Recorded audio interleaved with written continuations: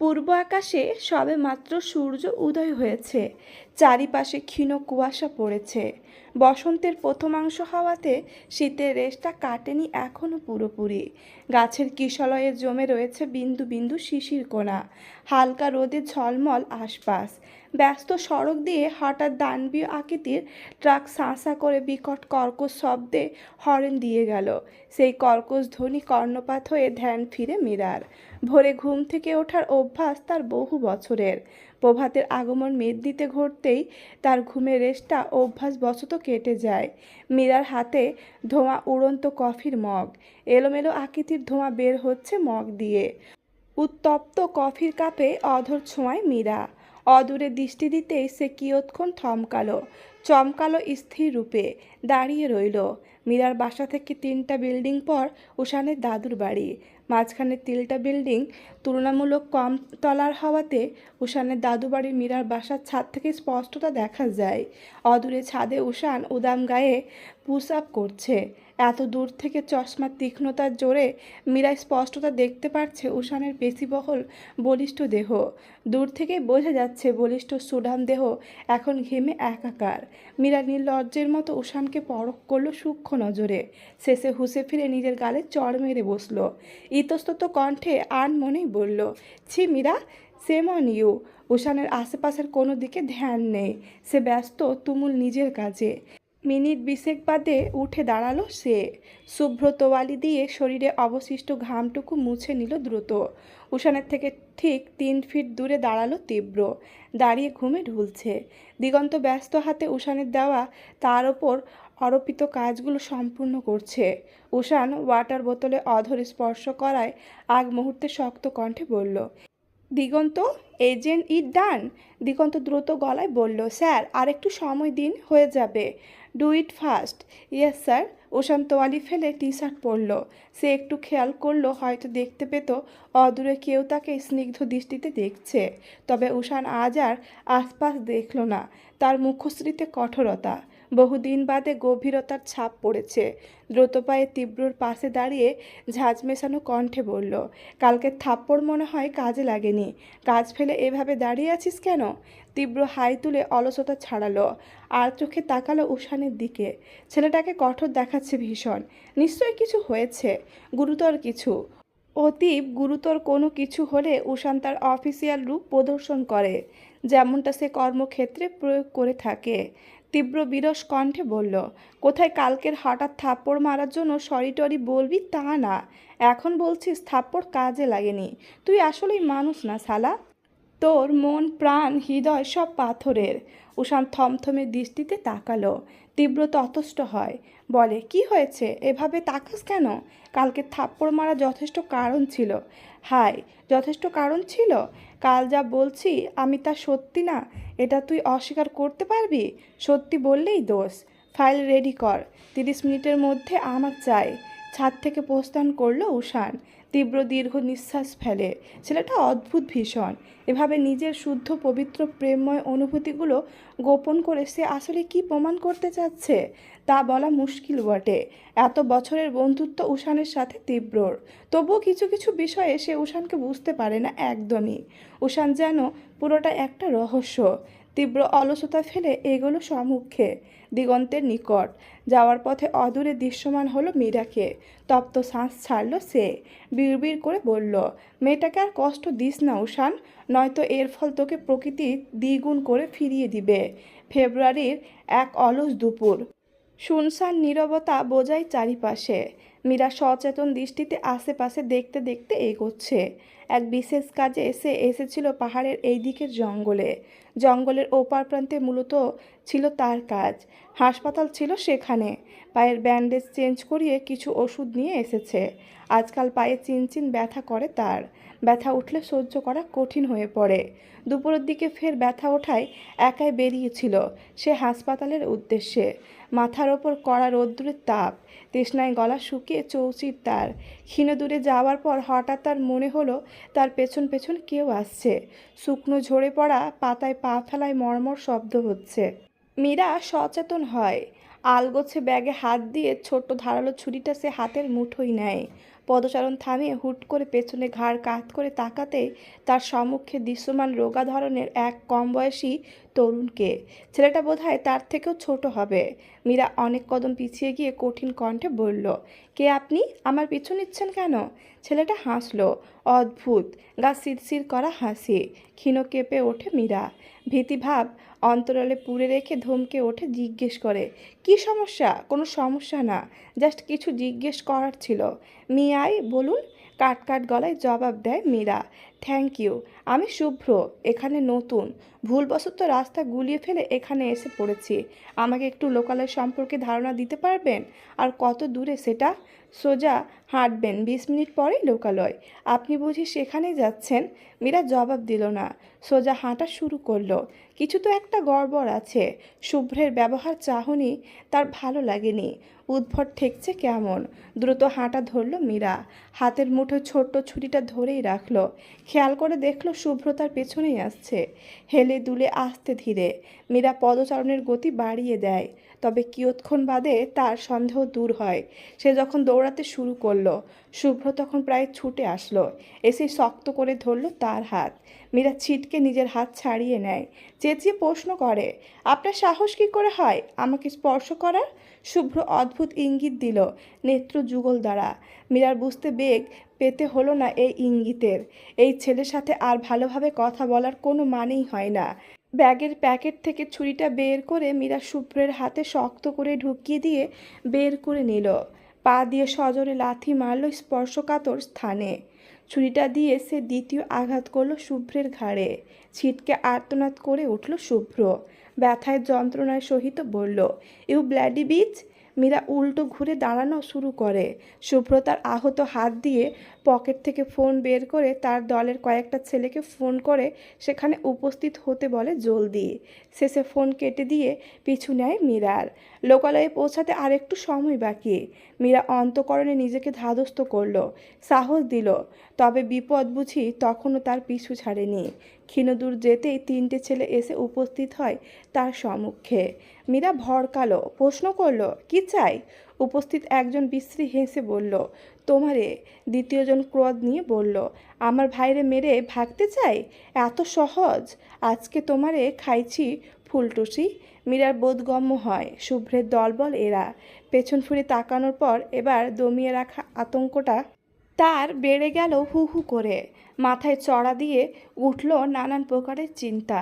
বারংবার অন্তঃকরণে সে প্রার্থনা করছে যেন খারাপ কিছু না হয়। মীরা সর্বোচ্চ চেষ্টা করলো উপস্থিত 3জনকে দমানোর জন্য। ছুরি দিয়ে আঘাত করলো অবধি, তবে কাজ হলো না। আঘাত করার ফলস্বরূপ তাকে পাল্টা থাপ্পড় মারা হলো। অধর চুইয়ে তরল রক্ত গড়িয়ে পড়ল 1 ফোঁটা, 2 ফোঁটা অবিরত। মীরা আকুতি স্বরে বলল, প্লিজ ছেড়ে দিন আমায়, যেতে দিন, আল্লাহ দোহাই লাগে। 4টে ছেলের নিষ্ঠুর নিকৃষ্ট পাষাণ হৃদয় মীরার ব্যাকুলতা কাতরতা মেশানো আকুতি শুনল না। লোলুপ দৃষ্টিতে তাকালো তারা।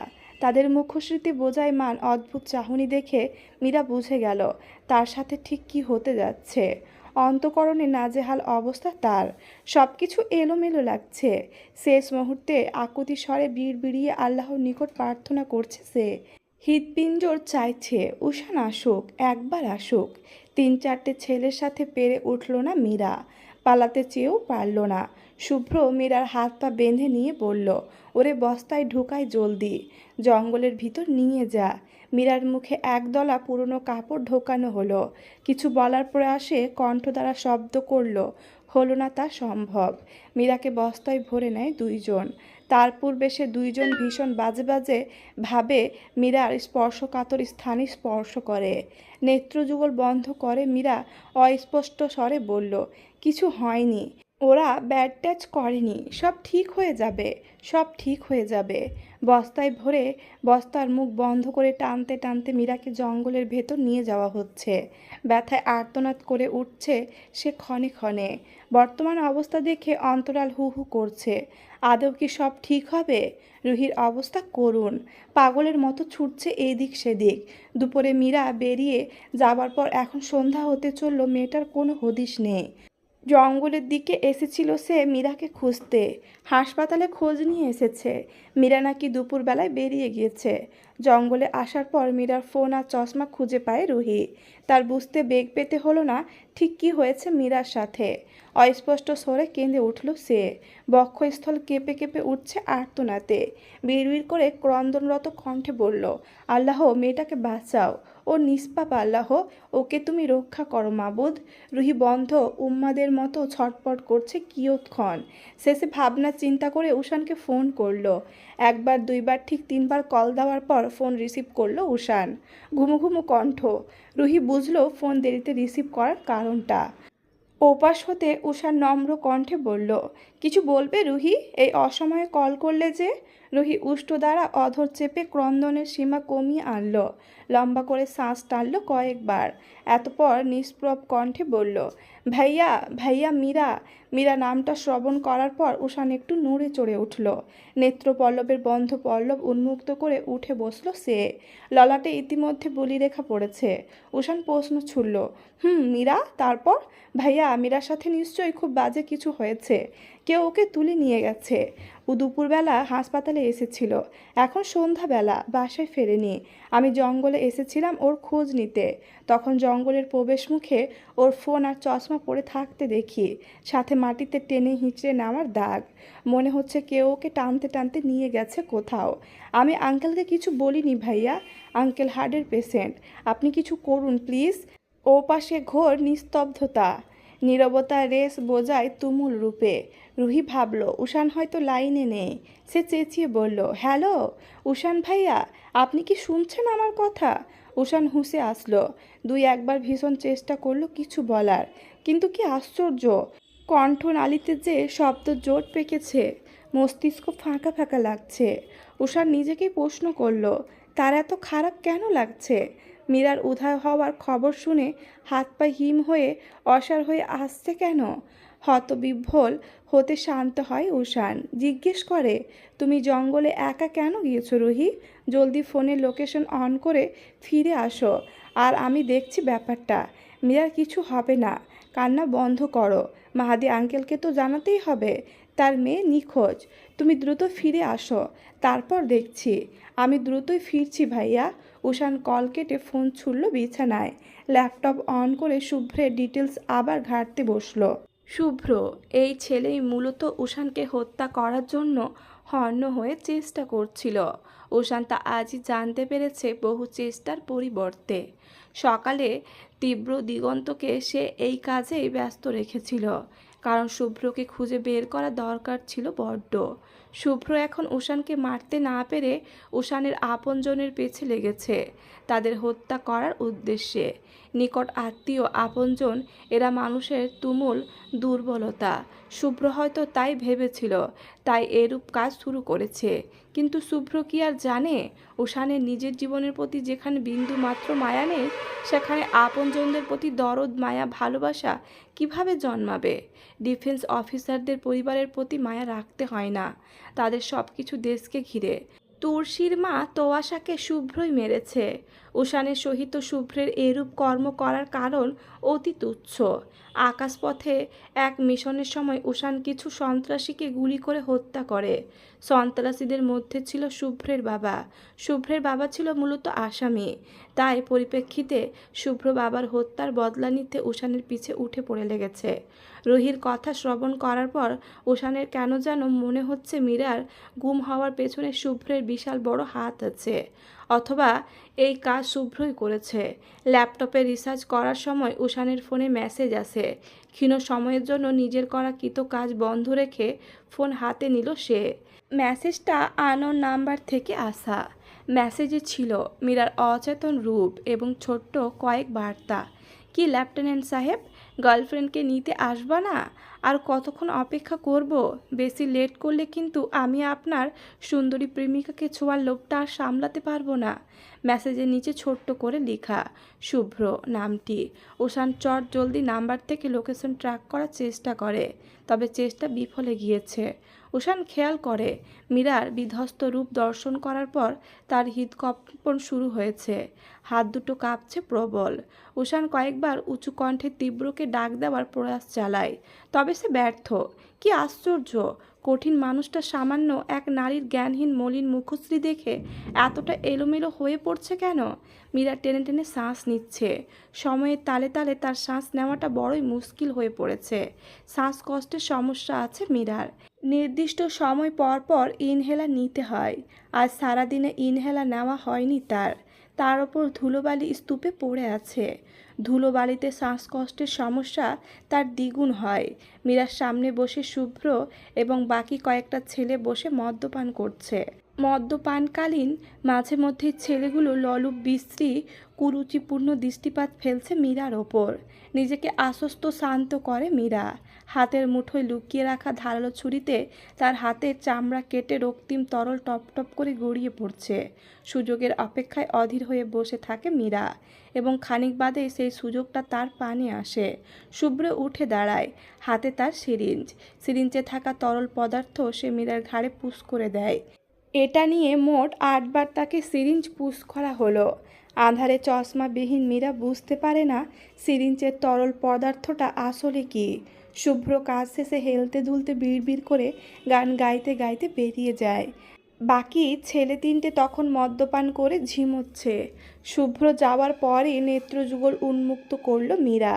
পরপর প্রায় 8 বার সিরিঞ্জ পুশ করার কারণে তার বাঁ দিকের ঘাড় অবশ প্রায়।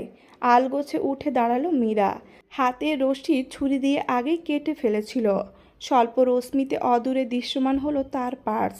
বিড়াল পায়ে এগুলো সেদিকে। ব্যাগ থেকে সন্তর্পণে ক্লোরোফর্ম বের করে ছেলেগুলোর দিকে এগিয়ে ক্লোরোফর্ম স্প্রে করে।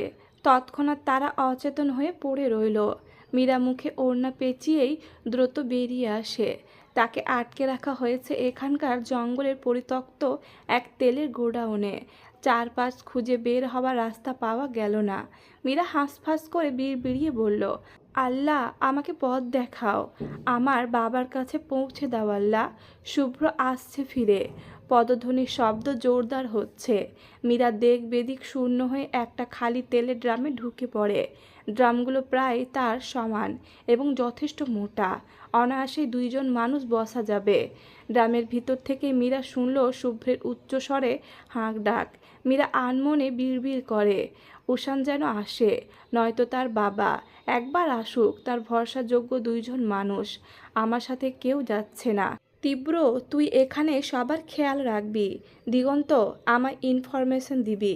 সাইলেন্সার লাগানো পিস্তলটা পেছনের দিকে কোমরে গুজে ব্যস্ত কঠিন গম্ভীর কণ্ঠে নিজের বক্তব্য পেশ করল উষান। শরীরের সকল পেশি তখন টান টান, মাথার শিরা ক্রোধে দমদম করছে। তীব্র আতঙ্কিত হয়ে জিজ্ঞেস করল, কাউকে নিবি না? একদম একা যাবি? রিস্কি এটা উষান। উষান জলগম্ভীর কণ্ঠে বলল, কাউকেই নিচ্ছি না, শুধু স্থানীয় 2 জন পুলিশ আসবে। আমি সেখানকার সব কিছু আয়ত্তে আনার পর শুভ্র আর ওর দলের লোকদের লাশ আনতে যাবে পুলিশ 2 জন। উষানের কঠিন মুখশ্রী দর্শন করে তীব্রের বলার সাহসে কুলালো না, কাউকে নিয়ে যা সাথে। সে উষানের গম্ভীর রূপটা দেখলে মাত্রাতিক নার্ভাস হয়ে পড়ে। তাছাড়া উষান কখনো কারো কথা শোনে না, সে যা বলে তাই করে। একরোখা জেদি মানুষটাকে স্বয়ং ক্যাপ্টেন অবধি বসে আনতে পারেনি। মিশনে নিজের জেদ চাপিয়ে বেড়ায়। তবে দক্ষ বুদ্ধিমান অফিসার হওয়াতে উষানকে কেউ কখনো কোনো কথা শোনাতে পারেনি। উষান নিজের প্রয়োজনীয় জিনিসপত্র সঙ্গে নিয়ে এগোলো মায়ানের নিকট। মাথায় হাত বুলিয়ে দিয়ে আদুরে সুরে বলল, আমি তোমার বোনকে ফিরিয়ে আনবো, প্রমিস। মন খারাপ করে থাকো না। তুমি চ্যাম না? বাবাকে দেখে রাখবে। ওকে ওকে, মায়ানের দৃঢ় মন্তব্য। উষান যাওয়ার পথে একবার মাহাদির সাথে দেখা করতে যায়। মাহাদি মেয়ের খবর শোনার পর থেকে একদম নিশ্চুপ, মৌন, কারো সাথে কোনো কথা বলছে না। উষান মাহাদির নিকট এগিয়ে আশ্বাস দিয়ে বলল, মীরার কিছু হবে না আঙ্কেল, ট্রাস্ট মি, আমি হতে দিব না। আপনি একটু বিশ্বাস রাখুন আমার ওপর। আল্লাহ হাফেজ। ঝড়ো আবহাওয়ার মাঝে নিজের বাইক নিয়ে সাঁ সাঁ করে ছুটে গহীন অন্ধকারের মাঝে। কানে লাগানো ব্লুটুথ, সেখানে দিক নির্দেশনা দিচ্ছে দিগন্ত। কোথাও যেতে হবে তা বিশদ বর্ণনা করে উষানকে জানাচ্ছে সে। উষান দিগন্তের বার্তা শ্রবণ করতে করতে এগোচ্ছে সম্মুখে।